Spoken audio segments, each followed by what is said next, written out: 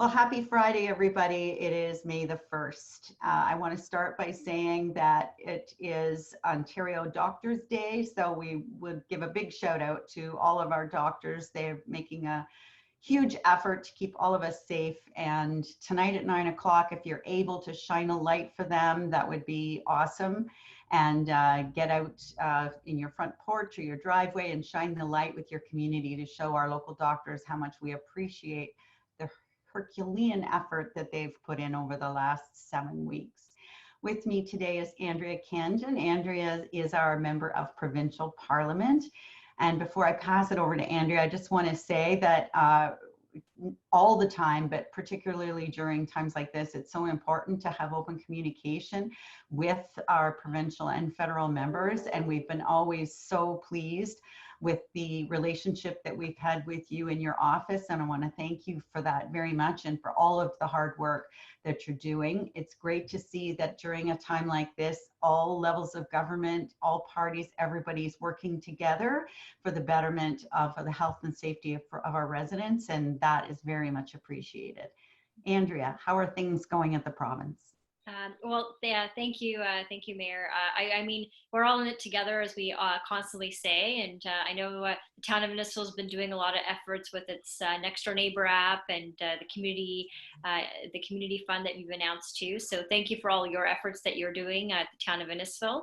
As a province, we're trying to complement that and work with municipalities and folks like yourself as well to help Ontarians and to help individuals. So you've seen a lot of the things that we are trying to do is make life a little bit easier in terms of deferrals for Ontario residents. Hydro is the big one, right? I mean, I think all of us, when we're at home right now, I don't know about you, but you're probably running your dishwasher a little more often than normally. And it's one of those things where, you know, am I being charged peak hour? And so that was a big change that we introduced as the province, which means there's not on and off peak pricing. It's all sort of plateau. So it's the same rate you're getting Monday to Friday that you would get on Saturday and Sunday. And so that was a fairly substantial announcement we made at the provincial level, and we'll continue that as we go through this pandemic, of course. I know originally it was for 45 days, but of course, we need to extend that. We'll certainly do that because it's the right thing to do, and it provides that relief.